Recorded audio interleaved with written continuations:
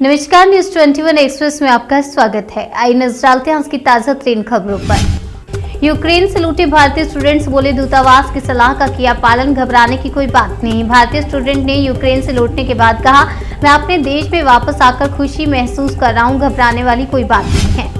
दिल्ली के एक छात्र में हिजाब पहनी छात्रा को टीचर ने खूब लगाई फटकार, प्रिंसिपल ने घटना से किया इनकार। बच्ची के पिता मोहम्मद अयूब गौरी ने बताया कि यह उनकी बेटी का स्कूल में पहला दिन था और वह पहले प्राइवेट स्कूल में पढ़ती थी। उन्होंने कहा, टीचर ने सबके सामने मेरी बेटी को प्रताड़ित किया।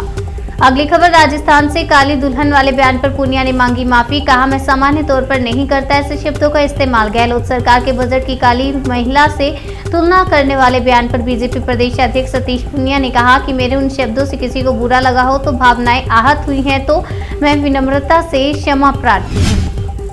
आम आदमी पार्टी ने उठाया ईवीएम की सुरक्षा का मुद्दा, चुनाव आयोग को लिखा लेटर। आम आदमी पार्टी ईवीएम मशीनों के लिए किए गए सुरक्षा इंतजामों से खुश नहीं है। आपने चुनाव आयोग को लेटर लिखकर कई मांग की है। मायावती ने बीजेपी पर साधा निशाना, कहा चुनाव जीतने के लिए आतंकवाद और केंद्रीय एजेंसियों का इस्तेमाल दुर्भाग्यपूर्ण। मुसलमान समाजवादी पार्टी से खुश नहीं है, वे उन्हें वोट नहीं देंगे। यूपी के लोगों ने वोट देने से पहले ही सपा को नकार दिया, क्योंकि सपा को वोट देने का मतलब गुंडा राज, माफिया राज। अमेठी में कांग्रेस सपा पर बरसे पीएम मोदी, कहा परिवारवादी लोग जमीनी हकीकत से कोसों दूर। पीएम मोदी ने कहा, अमेठी और सुल्तानपुर के लोग तो जानते ही हैं कि परिवारवादी लोग जमीनी हकीकत से कितने दूर हैं, कि जमीन पर क्या चल रहा है इन्हें दिखाई ही नहीं पड़ता। सीएम योगी आदित्यनाथ का दावा, गायब हो गया है कोरोना। योगी ने आरोप लगाते हुए कहा कि अगर सपा बसपा की सरकार होती तो कोविड वैक्सीन बाजार में ब्लैक हो जाती, फिर वैक्सीन गरीब लोगों को नहीं मिलती। बंदर ने उतारा समाजवादी पार्टी का झंडा, केंद्रीय मंत्री ने ट्वीट कर ली चुटकी। केंद्रीय मंत्री अनुराग ठाकुर ने एक वीडियो को शेयर करते हुए समाजवादी पार्टी पर वार किया। उन्होंने कहा, बजरंग बली का यही संदेश, यूपी को नहीं चाहिए दंगे। गंगूबाई काठियावाड़ी की रिलीज रोकने की मांग, सुप्रीम कोर्ट ने ठुकराई। फिल्म निर्माताओं को मिली राहत, यह फिल्म 25 फरवरी को रिलीज होनी है। इसको लेकर कई दिनों से विवाद चल रहा है। अब शीर्ष अदालत ने फिल्म निर्माताओं को बड़ी राहत दी है और याचिकाकर्ता को झटका लगा है।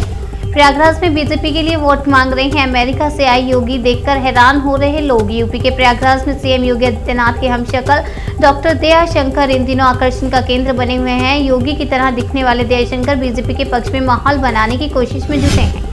जम्मू कश्मीर में अंतर्राष्ट्रीय सीमा के पास देखे गए ड्रोन, बीएसएफ ने की फायरिंग, सर्च अभियान जारी। आज भी जम्मू कश्मीर के आरएसपुरा और अरनिया सेक्टर क्षेत्र में ड्रोन देखे गए, जिसके बाद सीमा सुरक्षा बल के जवानों ने ड्रोन पर फायरिंग की।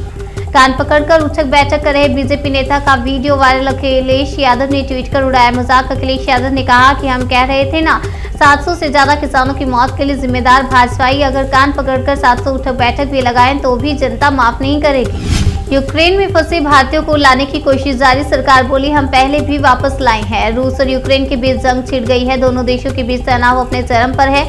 यूक्रेन में हालात बिगड़ते जा रहे हैं।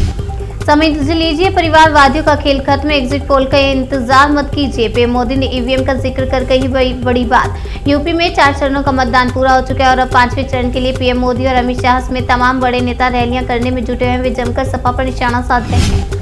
योगी आदित्यनाथ बोले, अभी बुलडोजर की दिखी है झलक, 10 मार्च के बाद दिखाएंगे पूरी फिल्म। यूपी के सीएम योगी आदित्यनाथ ने सपा पर एक बार फिर हमला बोला है। उन्होंने कहा कि सपा का नाम भले ही समाजवादी हो, लेकिन उनके काम तमंचावादी हो और सोच परिवारवादी। यूक्रेन रूस विवाद पर आई रक्षा मंत्री राजनाथ सिंह की बड़ी प्रतिक्रिया। यूक्रेन रूस विवाद पर रक्षा मंत्री राजनाथ सिंह का बड़ा बयान सामने है, जिसमें उन्होंने कहा कि यूक्रेन से 18,000 भारतीयों को वापस लाने की लगातार कोशिश की जा रही है। बदलती विश्व व्यवस्था में भारत का मजबूत होना जरूरी, पीएम मोदी ने रूस यूक्रेन को लेकर किया इशारा। पीएम मोदी ने कहा, बदली विश्व व्यवस्था में भारत का मजबूत होना जरूरी है। ऐसी स्थिति में उत्तर प्रदेश का मजबूत होना जरूरी है। ये ऐसे लोग हैं जो अफवाहवादी हैं, पलायनवादी हैं। ब्रिटिश पीएम बोरिस जॉनसन बोले, यूक्रेन पर रूसी हमला हमारे महाद्वीप के लिए आपदा। ब्रिटेन के प्रधानमंत्री बोरिस जॉनसन ने कहा, मैं G7 के साथी नेताओं से भी बात करूंगा और मैं सभी नाटो नेताओं की जल्द से जल्द बैठक बुलाने का आह्वान कर रहा हूँ। न्यूज 21 एक्सप्रेस में फिलहाल इतना ही। तब तक के लिए बने रहिए हमारे साथ और देखते रहिए न्यूज 21।